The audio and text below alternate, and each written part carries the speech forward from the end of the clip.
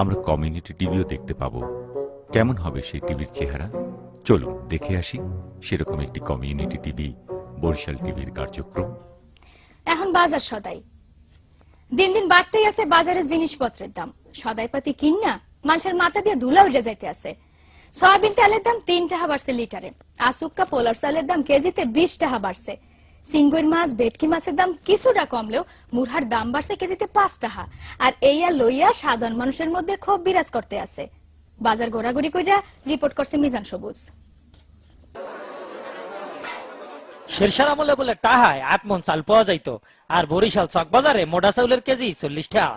পোলার চাউলের দাম 7 করিয়া এক সপ্তাহের মধ্যে বাড়ছে কেজিতে 20 টাকা। সোয়াবিন তেলের দাম লিটারে আবারও 3 টাকা বাড়ছে।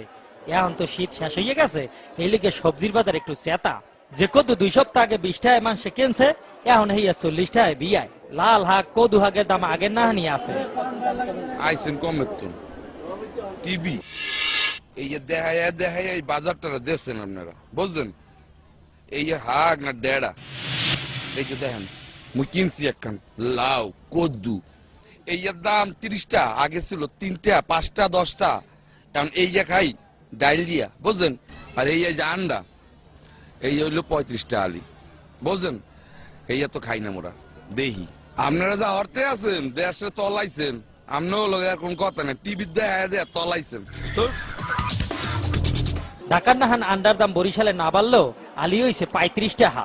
মাছের বাজার কিছুটা ঠিক থাকলেও সিঙ্গুর মাছ, চান্দা মাছ, ভেটকি মাছ, হোল মাছ আর টাহি মাছের দাম একটু বাড়তি চলতে আছে। এই রুই মাছ আগে বেচতাম 150 টাকা কেজি, 200 টাকা কেজি, এখন আইলি 800 টাকা কেজি। ভাই, মাছের বাজার কেমন দেখলেন? আইছিলাম ইলিশ মাছ কিনবো বললাম, আর কিছু এই 40 মাছ বলছেন। গরুর গোস্তের দাম আগের লাহানি 280 টাকা, ছাগলের গোস্ত 320 টাকা, তাই মুরার দাম কেজিতে 5 টাকা বাড়ছে। ধান, নদী, খাল এই তিনে বরিশাল হইলেও এখানে মাছের দাম আর চাউলের দাম কিনলে যে এত বাড়ে, হ্যাঁ কইতে পারে না ক্রেতা বিক্রেতা কেউই। জিনিসপত্রের ঊর্ধ্বগতি, খাইতে হবে তাই এই কচুল্লতি। প্রত্যেক সপ্তাহে এই যে জিনিসপত্রের দাম বাড়তি আছে, এই এলাইয়া হগলির মধ্যে ক্ষোভ বিরাজ করতে আছে। সুবেদার শেরশাহ যদি এই আমলে আবার পুনর্জন্মন করতে, তাই জিনিসপত্রের ঊর্ধ্বগতি দেখিয়া আবারও হার্টফেল করিয়া মরিয়া যাইতে।